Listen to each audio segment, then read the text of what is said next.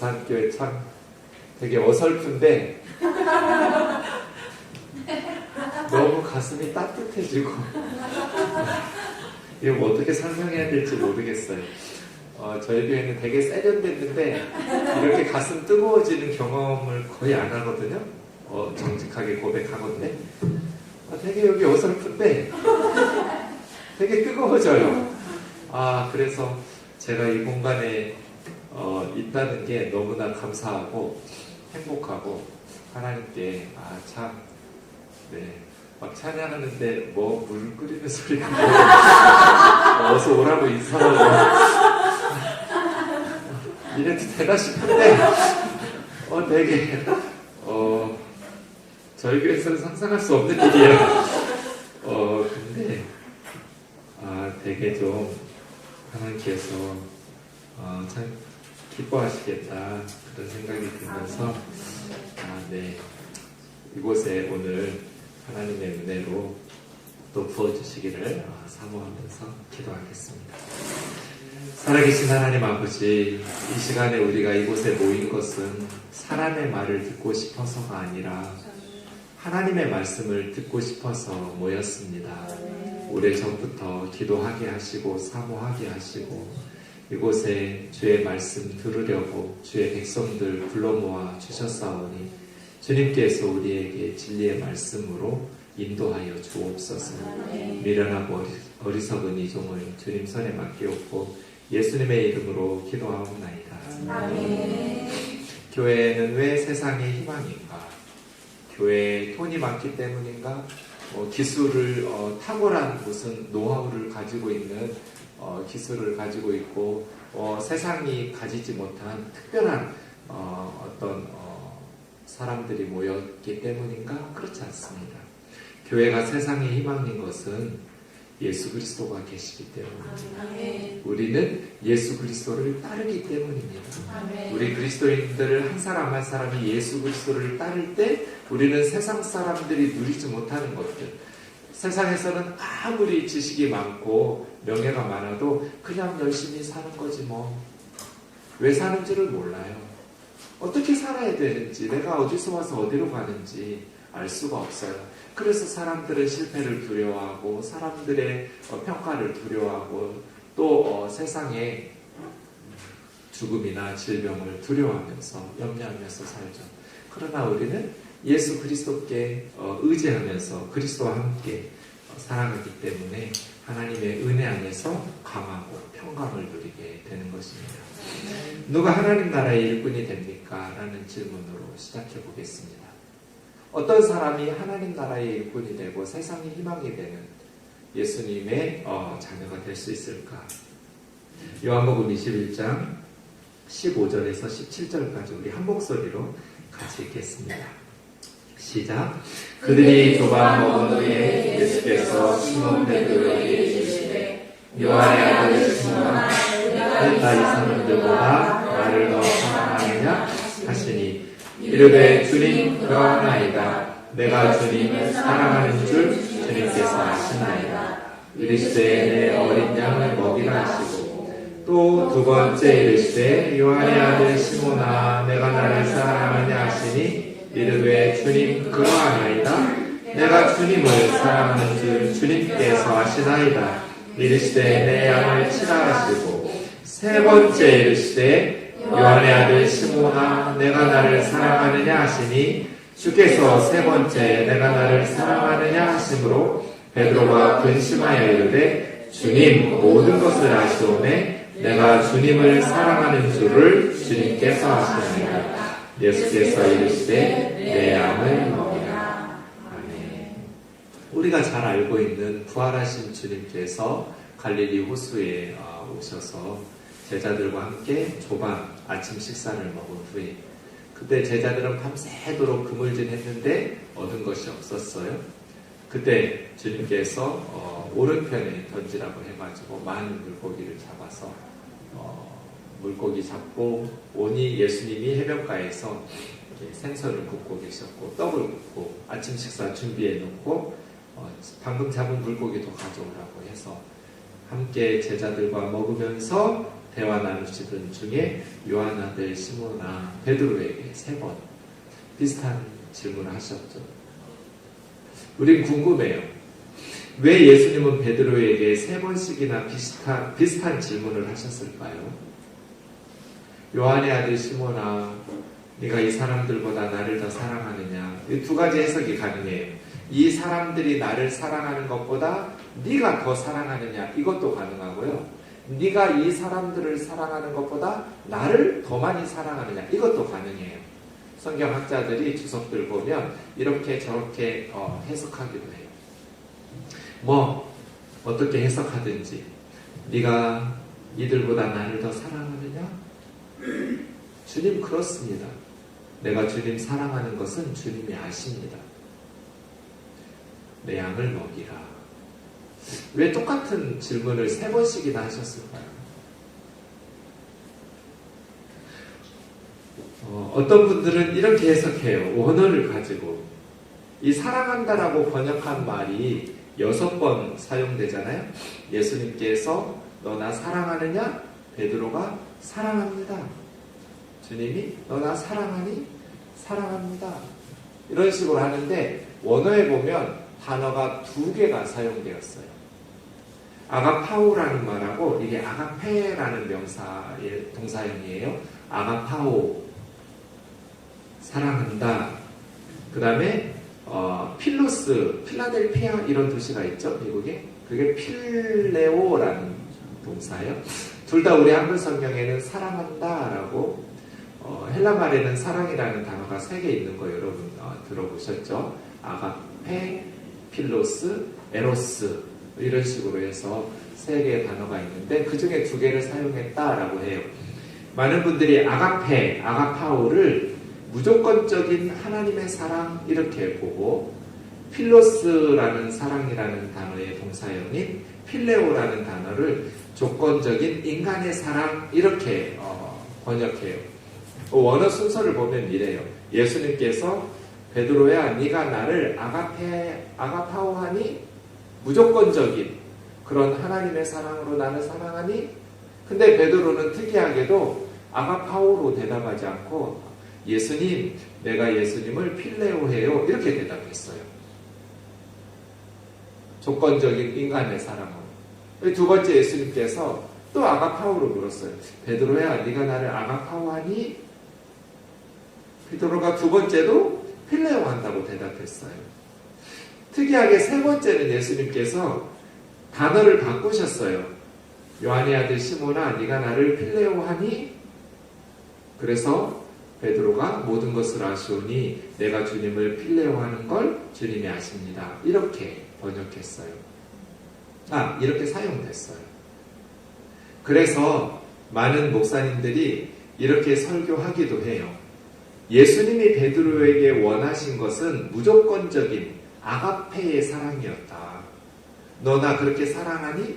그런데 베드로는 3번씩이나 주님을 부인하고 그렇기 때문에 내가 주님을 아가페의 사랑으로 사랑하지는 못합니다.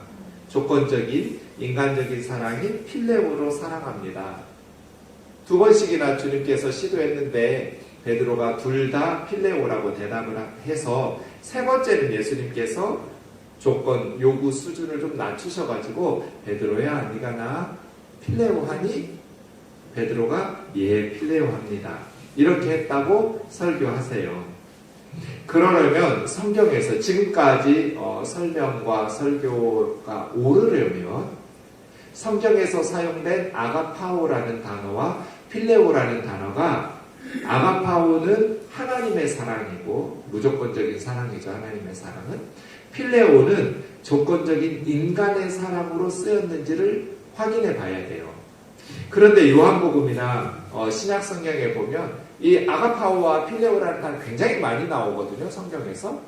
그렇게 사용되고 있지 않다는 걸 확인할 수 있어요. 예컨대 요한복음 3장 35절에 보면 아버지께서 아들을 사랑하사 성부 하나님이 성자 예수님을 사랑한다는 문장이잖아요. 하나님이 예수님을 사랑한다고 했는데 아버지께서 아들을 사랑하사 만물을 다 그 손에 주셨다는 구절에서 하나님이 성자 예수님을 사랑한다고 했을 때 아가파오를 써야 될 것 같은데 원어에는 분명히 필레오를 썼어요. 그러면 좀 전에 설명하고 좀 다른 거죠. 요한복음 5장 20절에도 아버지께서 아들을 사랑하사 자기가 행하는 것을 다 아들에게 보이시고, 이때도 성부 하나님이 성자 예수님을 사랑하시는 그 하나님의 사랑을 말하는데 아가파오라고 하지 않고 필레오라고 썼어요. 그러면 하나님의 사랑, 무조건적인 사랑은 아가페, 아가파오이고, 인간의 조건적인 사랑은 필레오라는 말이 틀린 거예요. 반대로 디모데후서 4장 10절에 보면 대마는 이 세상을 사랑하여 나를 버리고 데살로니가로 갔고, 이 사도 바울이 대마라는 제자가 세상을 사랑해서, 그러니까 이 사랑은 뭐예요? 사도 바울을 버리고 하나님의 나라를 버리고, 이유는 알 수 없지만 대마라는 사람이 세상을 사랑해서 선교사들을 버리고 떠난 거잖아요.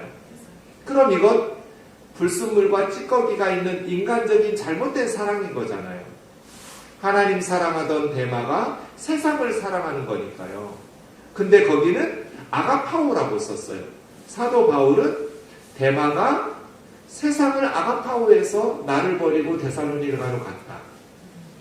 그러니까 아가파오는 무조건적인 하나님의 사랑이고 필레오는 조건적인 인간의 사랑이었기 때문에 예수님께서 베드로에게 아가페의 사랑을 요구하시느라고 3번씩 물으셨는데 베드로가 끝까지 필레오라고 말했기 때문에 3번째는 예수님께서 필레오 하니 내 모든 것을 아시는 주님, 제가 필레오 하는 것 주님이 아십니다 라고 대답한 게 아니란 뜻이에요.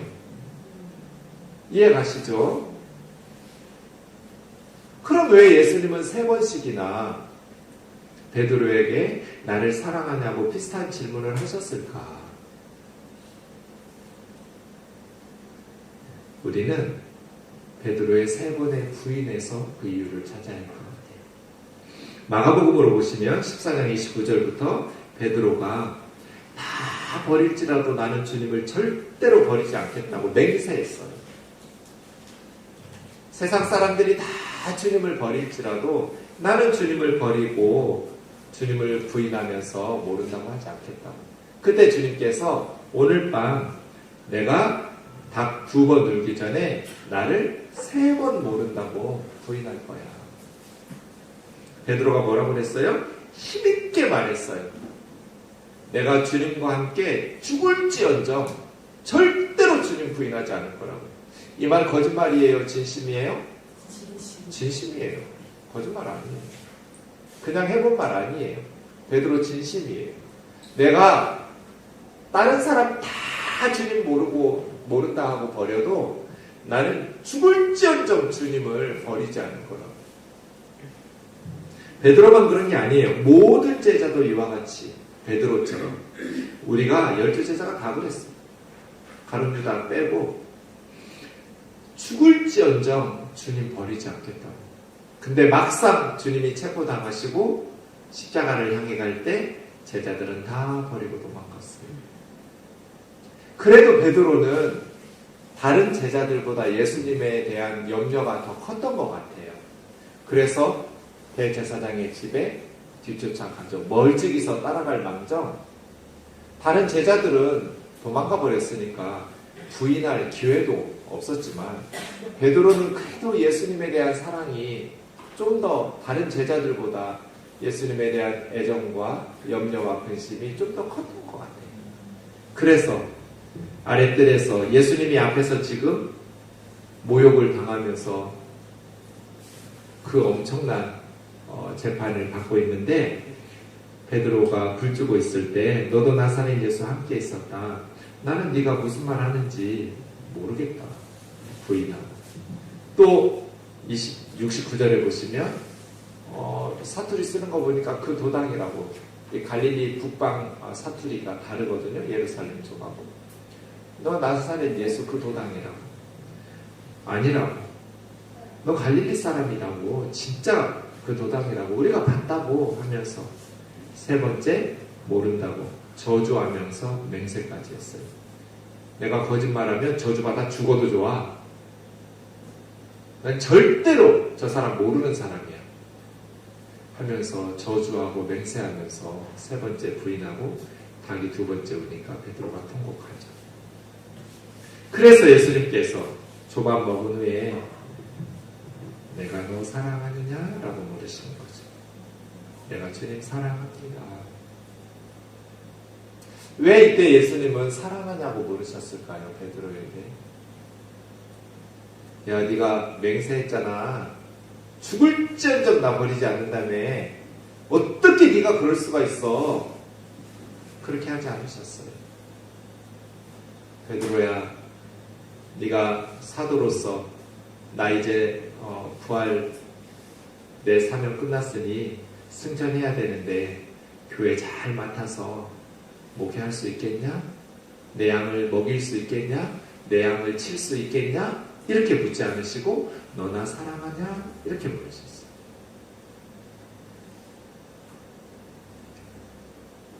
저 2년 전에 목회 그만둘 뻔했어요. 코로나 직전에 한 가정이 저희 교회에 찾아왔어요. 30대 중반에 애기 엄마. 애가 그때 4살이었어요. 딸 하나가 4살이고 키 큰 남편. 세 식구, 세 사람이 한 가족이 저희 교회 예배당 바로 길 건너 아파트에 살았어요. 이 자매님은 엄마는 친정에 예수 믿는 사람 아무도 없어요.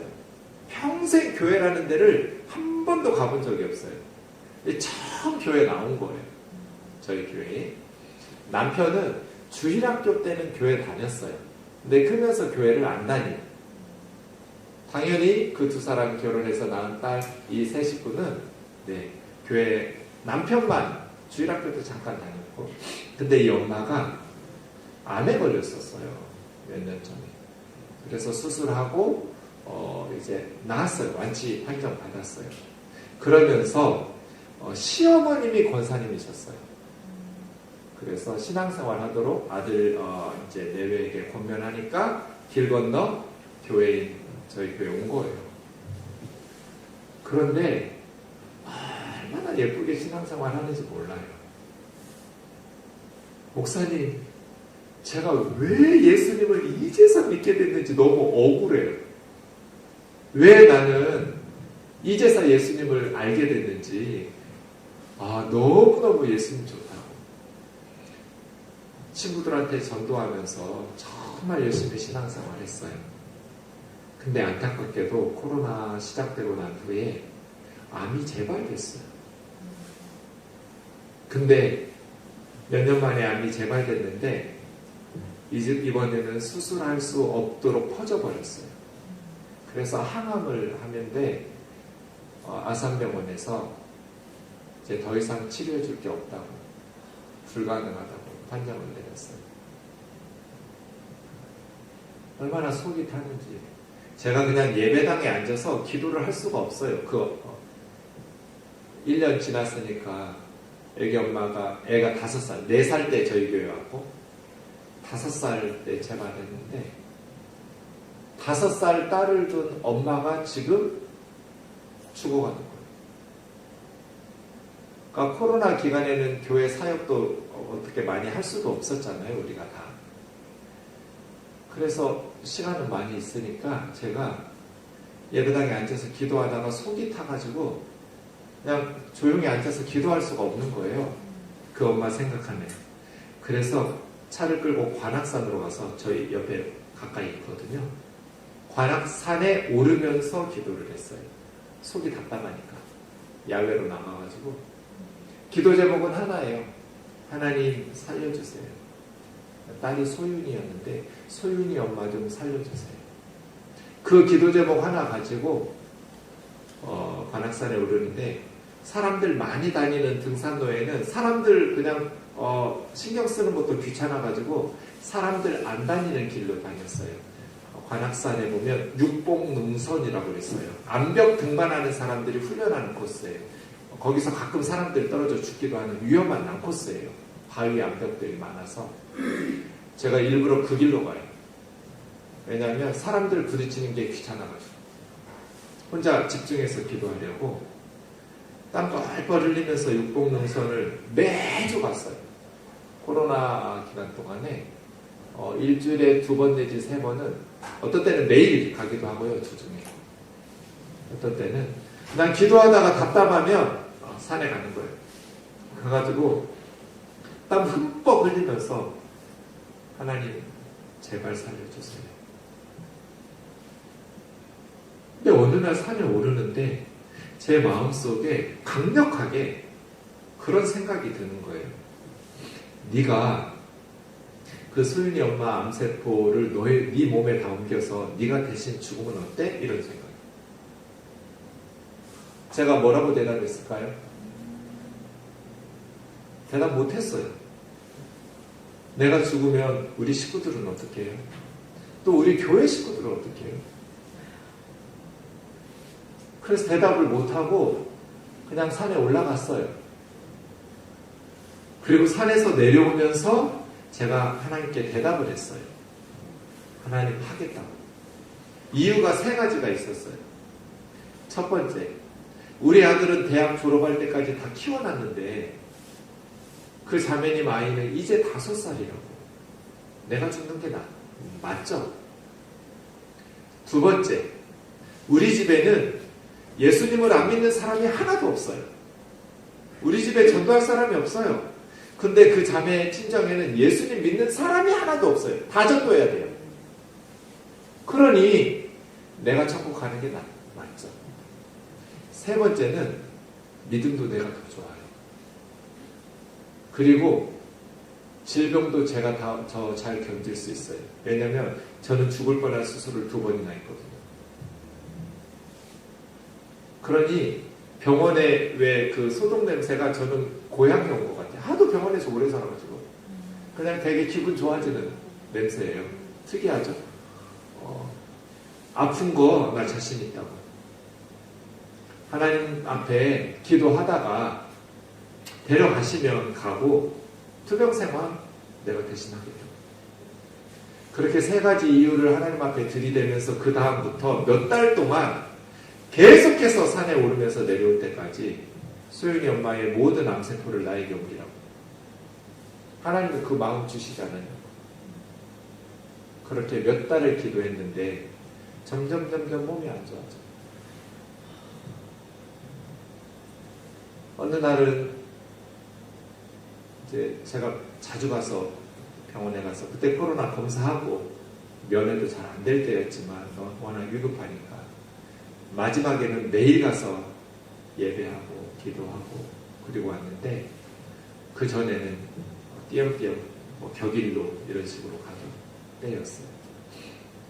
어느 날 갔더니 목사님 나 너무 힘들다고 예수님한테 이제 그만 나 좀 편안히 천국으로 데려가 달라고 기도하면 안 되냐고.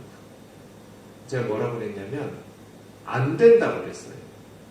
소윤이가 있는데 어린 딸이 있는데 살려달라고 기도해야지 포기하면 안 된다고.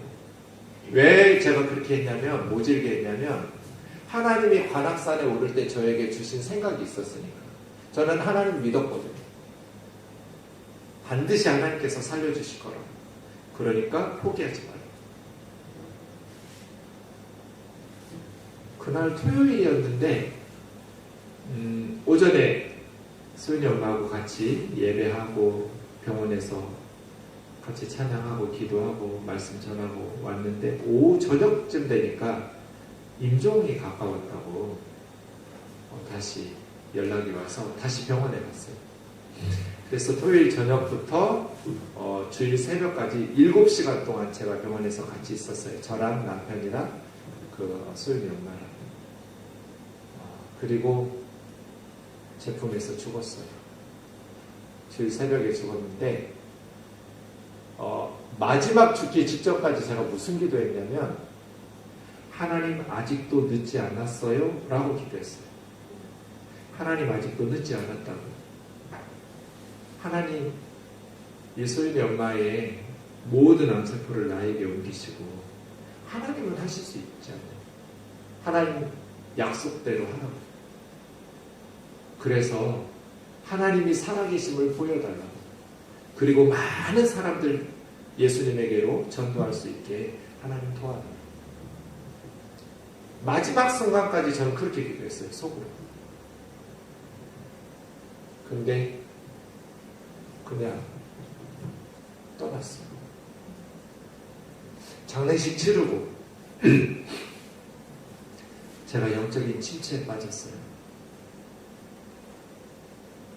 왜 하나님께서 분명히 나에게 말씀하셨는데 왜 애기 엄마를 그냥 데려가셨을까? 근데 죄책감이 너무 드는 거죠. 내 죄가 많기 때문에 하나님은 내 기도를 들어주시지 않은 거야. 그렇게 매주 산에 오르면서 아침에 눈 뜨면 저는 하나님 안 들어주실까봐 그냥 편한 자세로 기도 안 했어요. 아침에 눈 뜨면서부터 정확하게 무릎 꿇고 하나님 앞에 간절하게 소윤이 엄마 살려달라고 기도하면서 하루 시작하고 저녁에 잠들 때까지 그렇게 하루 종일 기도하면서 살았어요. 여러분 교회 식구가 그 상황이라면 여러분 어떤 마음으로 살겠어요? 하루하루를. 떠오를 때마다 생각날 때마다 하나님 살려주세요. 기도하지 않겠어요? 근데 떠났어요. 그렇게 열심히 기도했는데 왜 하나님께서 그 많은 성도들이 기도하고 그렇게 간절히 기도했는데 들어주지 않으셨을까? 내가 죄가 있기 때문에 제 죄를 뼛속까지 토해내면서 회개했어요. 내가 거룩하게 살았다면, 내가 하나님 앞에서 말씀에 순종하면서 바르게 살았다면 하나님께서 내 기도를 들어주셔서 이 애기 엄마가 죽지 않았을 텐데, 내가 하나님 앞에서 바르게 살지 못해서 내 기도를 들어주시지 않은 거다. 내가 신유의 은사, 성령 충만해서 병 고치는 은사가 있었다면 이 소윤이 엄마가 그런 거룩한 목사나 성령 충만한 성령의 은사와 능력이 있는 목사님을 만났다면 죽지 않았을 텐데, 나같이 성령 충만하지 못하고 무능한 목사를 만나서 죽은 거야.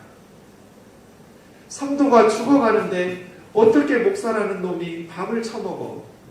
금식하면서 더 기도를 했어야지.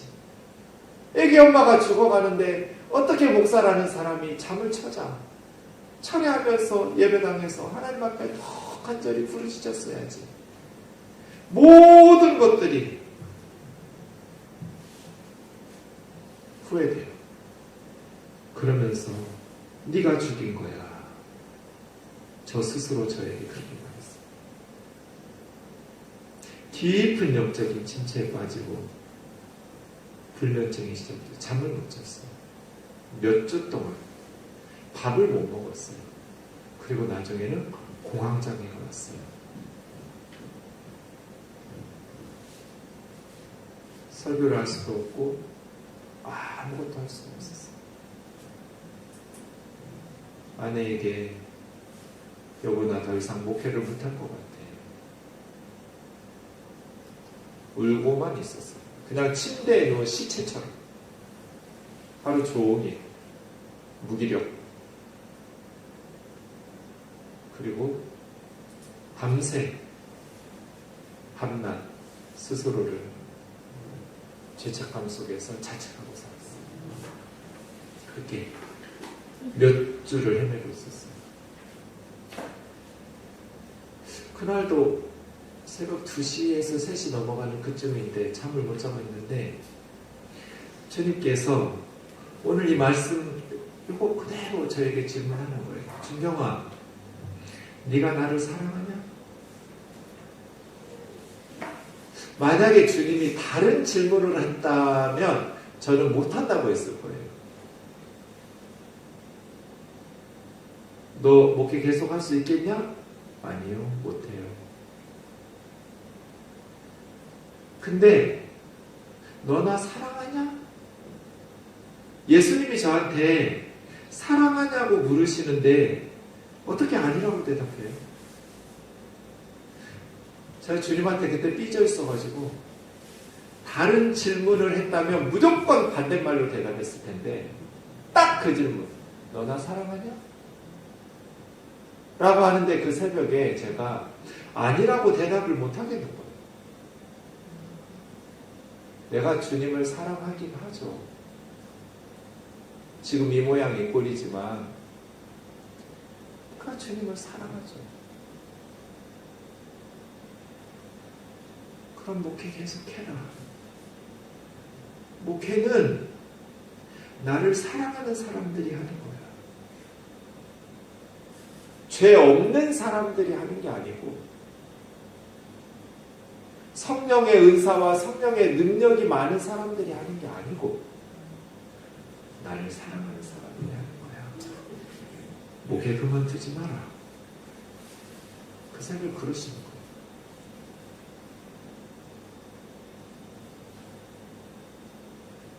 얼마나 큰 위로가 됐는지 몰라요. 목회는 죄 없는 사람들이 하는 게 아니야. 하나님의 일은 능력 있는 사람들이 하는 게 아니야. 예수님 사랑하는 사람들이 하는 거야. 아멘. 네가 나를 사랑하니까 포기하지 말라고. 계속 하라고. 그래서 제가 공황장애에서 벗어나고 잠을 자기 시작하고 밥을 먹기 시작하고 다시 설교를 하기 시작했어요. 그래서 제가 베드로 마음을 알 것 같아요. 너 초대교회를 이끌 수 있겠냐? 무너졌던 베드로는 못한다고 했을 거예요. 자신 없다고 했을 거예요. 너 교회를 잘 이끌어갈 수 있겠냐? 못한다고 했을 거예요. 장담했고 진심으로 맹세했고 그렇게 호언장담했는데 무너지고 꺾이고 그 여종에게도 맹세하고 저주해가면서 나 예수 저 사람 모르는 사람이에요. 무너졌던 사람이잖아요. 근데 베드로에게 너나 사랑하라. 장면이 비슷해요. 베드로가 예수님을 부인했던 그 배경이 새벽이에요. 그리고 모닥불을 피고 있었어요. 어둑어둑하고 아침 밝으려는 그 어둑어둑한 새벽에 빨간 모닥불이에요. 지금 갈릴리 호수에서 제자들이 밤새도록 그물질했어요. 날이 새려고 하는 어둑어둑한 검은 깜깜한 분위기에서 막 밝으려는 분위기에 예수님이 모닥불 피워놓고 빨간 불 피워놓고 제자들 맞이하면서 조만 먹은 거예요. 분위기가 똑같아요. 양쪽이. 베드로가 3번 부인했는데 이제 3번 예수님 사랑한다고 고백했어요. 그래서 예수님이 내 양을 먹이라. 내 양을 치고 내 양을 먹이라고 베드로에게 부탁하셨어요. 베드로가 무너지고 싶을 때마다 자신의 연약함을 느낄 때마다 이 새벽 주님이 사랑하냐고 고백하면서 내 양을 먹이라고 하신 말씀을 기억하고 용기를 냈을 것 같아요. 제가 무너지고 넘어지려고 했을 때마다 언제까지 주님께서 저를 강단에 세우실지 모르겠지만 그날 새벽 주님의 말씀을 붙들 것 같아요. 저는 계속 하라고. 목회는 경건하게 살고 죄 없이 사는 사람 하는 거 아니에요. 성령의 은사와 능력이 또 세상의 지식과 그러한 경험이 많은 사람이 하는 거 아니라 예수님 사랑하는 사람, 나 사랑하는 사람이 하는 거예요. 사랑하는 자매 형제 여러분, 누가 하나님 나라의 일꾼이 돼요? 누가 하나님의 일을 해요? 정답이에요. 유능한 사람, 건강한 사람, 돈 많은 사람이 하나님 일을 하는 거 아니에요. 예수님을 사랑하는 사람들이 하나님의 일을 하는 거죠. 아멘. 그래서 우리 오산교회 성도들이 세상이 희망이 되는 하나님 나라의 일꾼이 되려면 예수님을 사랑하는 일에 집중해라. 아멘. 그런 중요한 질문이요. 예수님을 사랑하려면 어떻게 해야 될까요? 우리가 예수님을 사랑하려면 어떻게 해야 할까요? 아이들이 어떻게 엄마를 사랑하고 아빠를 사랑하게 되나요? 왜 자매님들이 시집가서 아이를 낳고 나면 친정 엄마의 사랑을 깨닫게 될까요? 내가 아기 낳아보니까 엄마의 마음이 이런 거였구나. 자기가 경험으로 보면서 우리 엄마도 나를 이렇게 예뻐하고 사랑했구나를 배우게 되는 거죠. 머리로 아는 거하고 직접 경험하는 건 다르잖아요. 아이들은 엄마가 자기를 사랑한다라는 것을 깨달으면서 엄마를 사랑하게 돼요. 똑같아요. 예수님을 사랑하려면 어떻게 해야 되는가? 요한일서 4장 10절 같이 읽어볼게요. 시작. 사랑은 여기 있으니. 요한일서 4장 10절. 네, 맞습니다. 시작. 사랑은 여기 있으니 우리가 하나님을 사랑한 것이 아니요 하나님이 우리를 사랑하사 우리 죄를 속하기 위하여 화목제물로 그 아들을 보내셨습니다. 아멘. 우리가 하나님을 사랑하려면, 우리가 예수님을 사랑하려면 우리가 예수님 사랑하게 해주세요 이렇게 기도하는 게 아니라 하나님이 우리를 얼마나 사랑하는지를 알게 되면 돼요. 아이들이 엄마를 사랑하려면 엄마가 자기를 얼마나 사랑하는지를 아이가 깨달으면 엄마를 사랑하는 거하고 똑같아요. 사랑하지 말라고 해도 사랑하게 돼요. 엄마가 나를 얼마나 사랑하는지를 알게 되면 아이들은 엄마를 사랑하게 돼요. 우리가 하나님 사랑하고 예수 사랑하는 것도 마찬가지예요. 하나님이 우리를 얼마나 사랑하는지를 알게 되면 우리가 그때 하나님을 사랑하게 돼요. 그래서 오산교회가 해야 될 것은, 제가 어제 예수님을 말하라고, 예수님을 가르치고 예수님을 권하고 예수님을 전하라고, 오직 예수님에게 모든 생각을 fix on Jesus, 모든 생각을 픽스 고정시키는, 예수를 깊이 생각하라고, 예수님을 사랑하고 예수님을 묵상하면서 예수님이 우리를 사랑한 그 사랑을 깨닫게 될 때 우리가 예수님을 사랑하게 돼요. 하나님이 우리를 사랑하셔서 우리 죄를 속하기 위하여 화목제물로 아들을 주셨어요. 속한다라는 것은 값을 지불하고 풀어준다, 용서해준다는 뜻이에요. 하나님이 예수님을 우리 죄 때문에 세상에 보내주셨어요. 성육신이죠. 예전에 저희 교회 서울법대 이제 부부가 있거든요. 변호사 하는데요. 로펌 대표예요. 남편은. 근데 그 아내 집사님이 성경 공부 마치고 저에게 개인적으로 질문했어요. 조용히. 남들 듣는데 질문하기 창피하니까. 목사님은 예수님이 처녀의 몸에서, 동정녀의 몸에서 태어났다는 걸 믿으세요? 그러는 거예요. 저 믿죠? 아니, 어떻게 그걸 믿으세요? 난자와 정자가 만나지 않고 어떻게 처녀 혼자서 아이를 임신할 수가 있어요? 그걸 어떻게 믿어지세요? 그래서 제가 뭐라고 했냐면, 아니, 집사님은 서울 법대식이나 나와가지고 그것도 모르냐고. 목소리 뭐 어떻게 안 믿어져요, 저는. 그건 간단하죠. 왜요, 여러분? 사람이 만들어지려면 난자와 정자가 꼭 만나야 돼요? 아니요.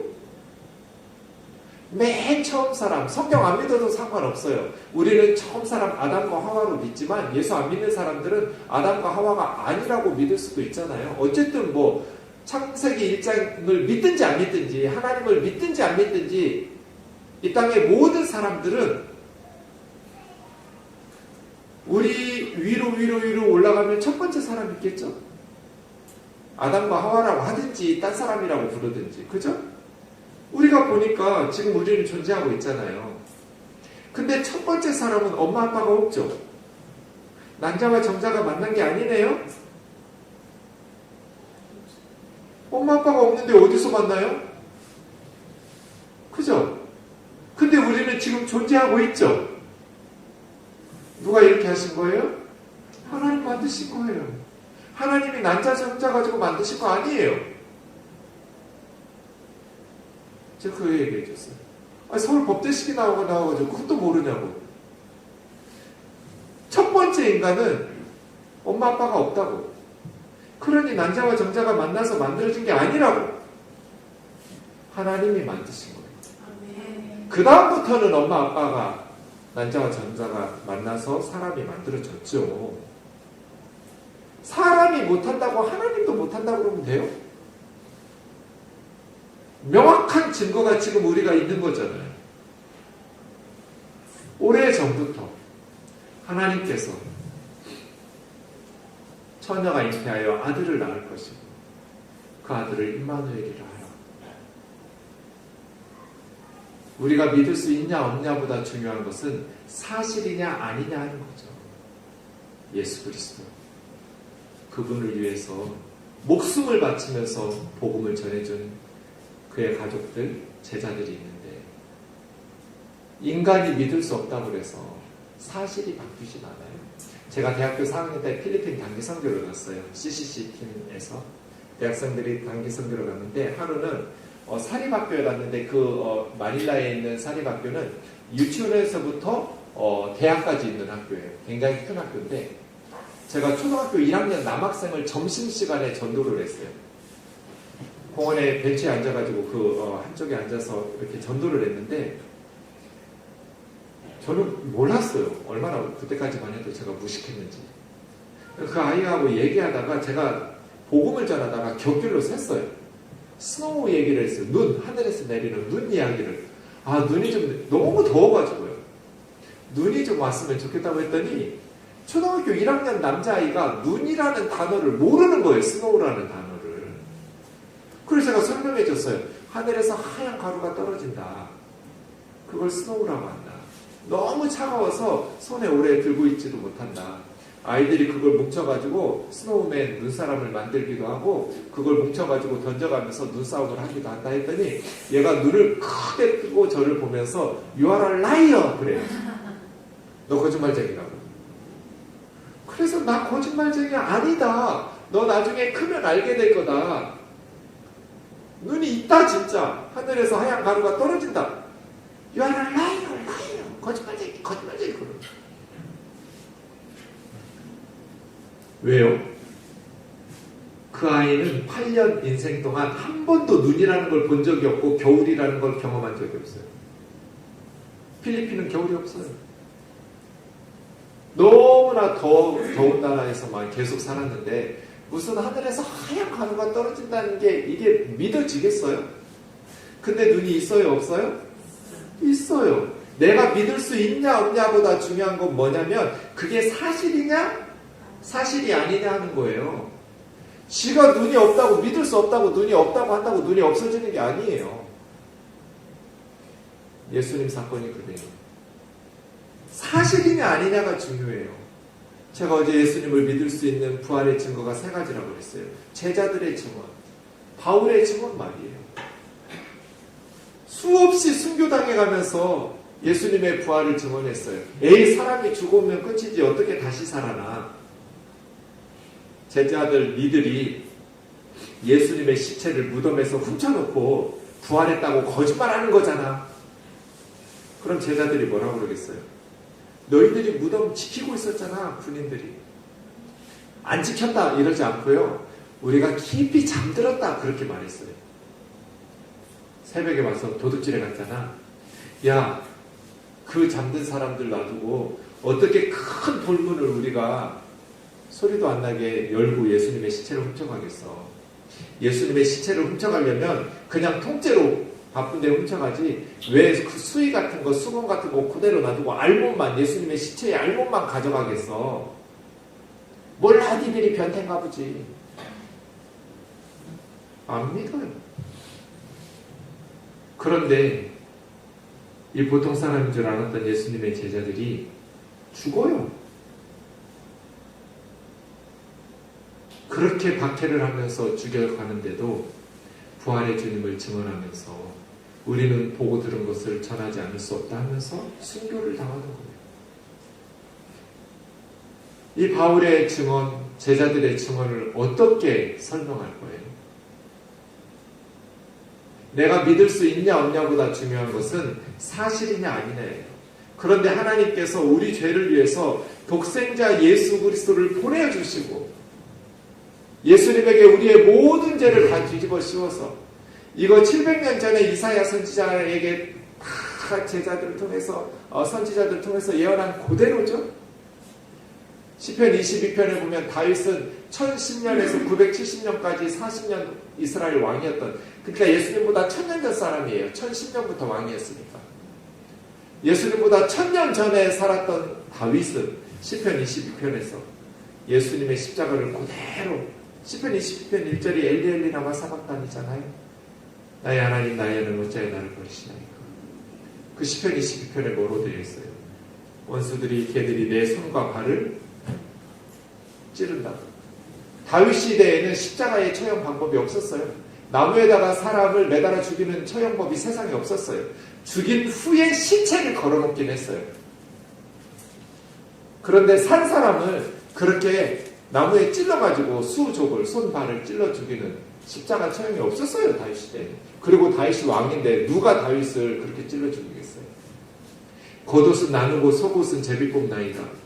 다윗이 언제 겉옷 뺏기고 속옷 뺏긴 적이 있어요? 근데 예수님 십자가에 달릴 때 겉옷은 군사 4명이 4조각으로 나눠가지고 속옷은 와 이건 한 사람이 제비 뽑아서 몰아주자. 예수님이 죽어가면서 십자가에서 그 로마 군인들에게 죽어가는 사람 소원 좀 들어달라고 내 겉옷은 나눠가지고 반드시 내 속옷은 반드시 제비 뽑아서 한 사람이 가져가라고 이렇게 부탁했겠어요? 부탁해도 그 로마 사람들이 들어주겠어요? 근데 시편 22편에서 그대로 예수님 예언한 거예요. 그래서 제가 어제 말했잖아요. 예수님이 진짜라는 증거가 성경이라고. 구약에 수많은 메시아에 대한 예언이 나오는데 그 구절 중에 한 구절만 틀려도 예수님은 가짜잖아요. 그런데 틀린 걸 지금까지 제가 본 적이 없어요. 예수님의 구약의 메시아 예언을 설명하려면 수백 페이지짜리 책이 필요해요. 그런데 그 모든 구절들을 예수님이 다 예언해요. 왜 예수님은 동정녀 마리아여야 돼요? 이미 창세기 3장 15절에서 여자의 후손이 뱀의 머리를 박살낸다고 그랬어요. 선악과 사건 이후에. 왜 여자의 후손이 예수님이에요? 성경의 모든 인류는 남자와 여자의 후손이에요. 엄마 혼자 후손으로 태어나는 사람은 없어요. 인류 중에. 유일하게 예수님만 여자의 후손이에요. 남자가 없으니까요. 성령으로 잉태해야 하니까요. 그런데 사탄의 머리를 부숴요. 사탄은 뱀은 예수님의 발 뒤꿈치를 물고요. 예수님이 십자가에서 처형당하지만 예수님은 사탄의 머리를 부수고 우리 죄를 깨끗하게 지으시고 사망의 권세에서 우리를 건져내신 줄 믿습니다. 그 예수 그리스도를 믿는 자마다 죄사함 받고 구원받는 천국 백성이 되는 것입니다. 자기들이 믿을 수 없다고 자신들의 어리석음, 자신들의 지혜 없음으로 하나님의 역사를 부인하는 건 어리석음입니다. 하나님이 우리를 사랑하셨어요. 우리가 누구를 얼마나 사랑하면 우리 아들이나 딸을 대신 죽는데 내주겠어요? 없어요. 오래전에 이수연이라는 한국의 유학생, 그 남학생 청년이 일본에서 유학하다가 일본에 술 취한 사람이 지하철에 빠졌어요. 노선에. 차가 들어오는데 그때 뛰어들어가지고 그 취객을 위로 올려서 살려내고 자기가 죽은 사건이 있었어요. 그래서 전 세계가 감동을 했어요. 한국의 젊은이가 술 취한 일본 시민을 살리고 자기가 대신 희생했다. 부산에 사는 형제였는데요. 제가 몇 년 지난 후에 그 아버지 인터뷰 기사를 신문에서 봤어요. 그 아버지가 뭐라고 말하냐면 세상 사람들이 우리 아들이 다 훌륭하다고 말합니다. 그런데 저는 그런 아들 원하지 않습니다. 못돼 처먹은 아들을 망정, 못된 짓 하면서 사는 아들을 망정, 아비 앞에서 죽는 아들이 아니라 살아있는 아들이기를 원합니다. 이게 아버지 마음 아니에요? 세상 사람들이 다 훌륭하다고 하는 게 무슨 의미가 있어요? 내 자식 죽었는데. 못된 놈이라고 손가락질 받는 한이 있더라도 아비 앞에서 살아있는 아들을 원하죠. 우리가 어떤 사람을 아무리 훌륭한 사람이라고 해도 내 아들이나 내 딸을 대신 죽고 그 사람 살리라고 하는데 내 아들, 딸을 내줄 부모가 어디 있어요, 이 세상에? 아무도 없어요. 그런데 하나님은 우리 죄인들을 위해서, 우리가 그럴 만한 가치가 있는 착하고 의롭게 사는 사람들도 아닌데 죄인들을 위해서 우리를 화목제물로 아들을 보내셨어요. 왜요? 우리를 사랑했기 때문에. 하나님이 우리를 사랑하사 우리 죄를 속하기 위해서 아들을 화목제물로 내어주셨다. 이 십자가의 사랑을 깊이 묵상하고 생각할 때 우리가 하나님의 사랑을 깨닫고 하나님을 사랑하게 되는 거예요. 영국의 53대 수상이 데이비드 로이드 조지라는 사람이에요. 53대 영국 총리예요. 이 사람이 1차 세계대전을 승리로 이끌었던 1차 대전이 있을 때 영국 수상이에요. 베르사유 조약을 이끌어냈던 사람이에요. 이 데이비드 로이드 조지가 고아예요. 1863년에 겨울에 웨일즈의 어떤 젊은 엄마가 밤에 그 길을 가다가 길을 잃었대요. 왜냐하면 엄청나게 눈보라 폭풍이 몰아친 거예요. 그래서 엄청난 눈보라에 길이 다 쌓이고 없어져가지고 가려던 길을 잃어버려가지고 밤은 깊어가는데 갓난 아이를 데리고 있는 이 엄마가 아무리 헬프미를 외쳐도 아무도 돌아오는 사람이 없이 그렇게 눈 속에 갇혀가지고 얼어 죽었어요. 그 다음날 아침에 그 웨일즈의 농부가 뭐 일하려고 나가다가 어느 엄마가 눈더미 속에서 얼어 죽고 있는 걸 발견했어요. 근데 이 엄마가 알몸으로 얼어 죽은 거예요. 지난 밤에 이 겨울에 이렇게 알몸으로 얼어 죽었구나 라고 했는데 그 엄마 품 속에 엄마의 옷을 칭칭칭칭 갖고 있었던 이 데이비드 로이드 조지 갓난애가 살아있었던 거예요. 그래가지고 이 농부의 집에서 애가 자라요. 로이드 조지가. 어려서부터 무슨 얘기 들었겠어요? 엄마 얘기 들으면서 자랐겠죠.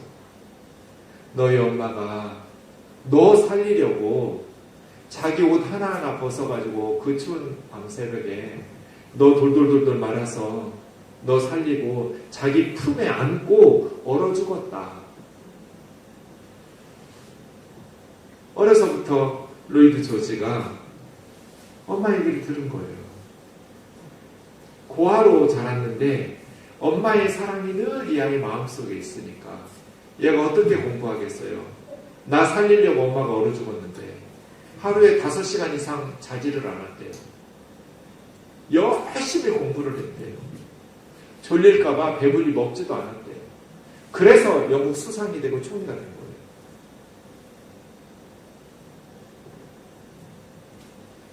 엄마의 희생과 사랑이 고아라는 자신의 그 가난하고 남의 집 농부의 집에서 살아가는 그 열악한 환경에서 좋은 집 자식들 그렇게 많은 귀족의 집에서 자라는 아이들 다 이겨내고 총리가 되고 수상이 되고 전쟁을 승리로 이끌어서 나라를 살려내는 그런 사람 1차 대전의 영웅이 된 거예요.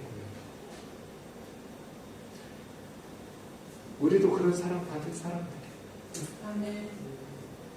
우리 살리려고 예수님이 알몸으로 십자가에 못 박였잖아요.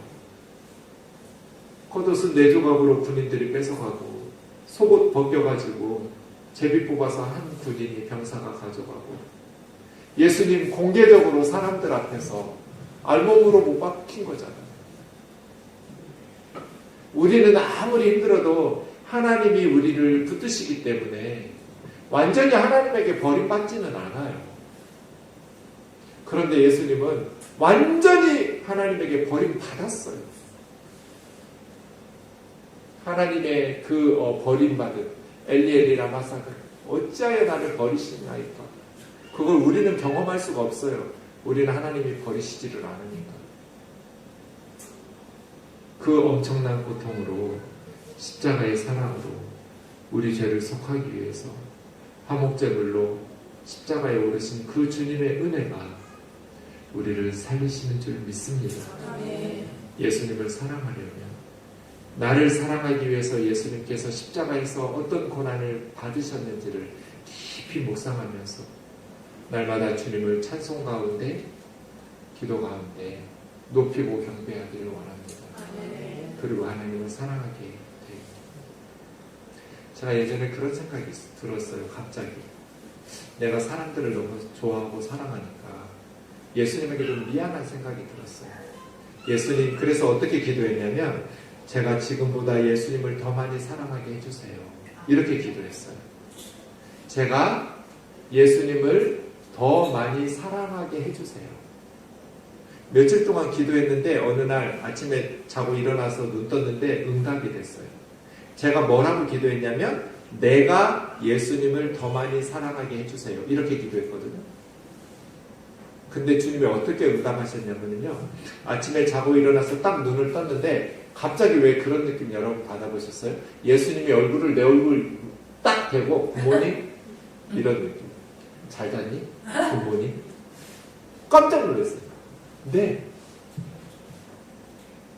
나도 일어나는 거 너무나 기다렸다고. 내가 너를 너무 좋아한다. 나도 예수님 좋아해요.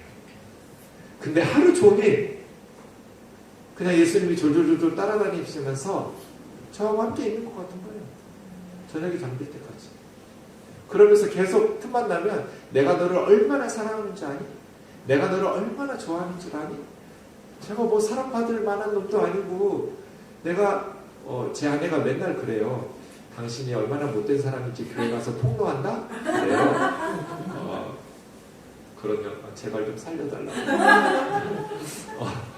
그럼 나 목회를 못한다고. 나도 안다고. 내가 교회에서 얼마나 가증한지, 착한 척 하느라고 얼마나 내가 고생하는 줄 나도 안다고. 근데 어쩌겠냐고. 목회를 하려면 착한 척 해야지. 내가 위선자인 걸 안다고. 우리 성도들이 내가 얼마나 못된 사람인 줄을 알게 될까봐 전 두려워요. 그럼 교회 나올 사람 없을 거예요. 착한 척 하느라고. 그래서 제가 아내한테 말하거든요. 우리는 공생관계라고. 내가 교우들한테 당신이 얼마나 이기적이고 못된 여자인 줄 말하면 당신도 만만치 않다고. 그러면서 서로 우리 조용히 하자고. 교회 가서 착한 척 하면서. 그래야 목회가 된다고. 착하게 살고 싶어요. 목사니까. 착하게 살라고 설교하니까. 근데 저 착하게 못 살아요. 날마다 죄 짓고 살아요. 그런 내가 뭐가 좋다고 주님은 졸졸졸졸 따라다니면서 내가 너 얼마나 사랑하는 줄 아니? 내가 너 얼마나 좋아하는 줄 아니? 그러시는 거예요. 그래서 저도 주님 좋아요 하고 너무 진짜 구름 위를 날아다니는 것 같았어요. 그 다음날도 자고 눈을 떴는데, 부모님 잘 잤니? 내가 너를 얼마나 좋아하는 줄 알아? 하루 종일 그렇게 며칠을 하시는 거예요. 그리고 사라졌어요. 그런 경험이. 자, 보세요. 제가 뭐 해달라고 기도했어요? 내가 예수님을 사랑하게 해달라고 기도했어요. 내가 예수님을 더 많이 사랑하게 해달라고 기도했더니 기도 응답이 어떻게 됐어요? 예수님이 나를 얼마나 사랑하고 얼마나 소중히 여기시는지로 응답하셨어요. 내가 예수님을, 그럼 그 다음 어떻게 되겠어요? 목숨 걸고 사랑하죠. 그래서 여러분,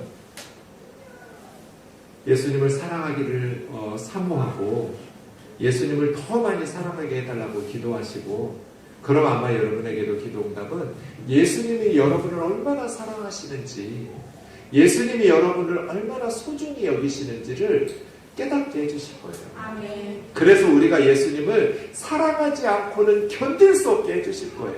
아멘. 때로 우리는 넘어져요. 때로는 우리 30년 목회했는데도 공황장애 오잖아요. 못 살려내고 죄책감 가지고 조금만 일해도 마음 아파하고 무너지고 우리가 세상 살면서 믿음으로 살아가는 게 항상 승리하고 항상 그렇게 성령 충만하지 못하거든요. 그럼에도 불구하고 우리를 사랑하시는 십자가의 그 예수님의 사랑을 기억하면서 아멘. 믿음으로 승리해내는 오산 교우들 되시기를 주의 이름으로 축원합니다. 아멘. 우리 찬양합시다.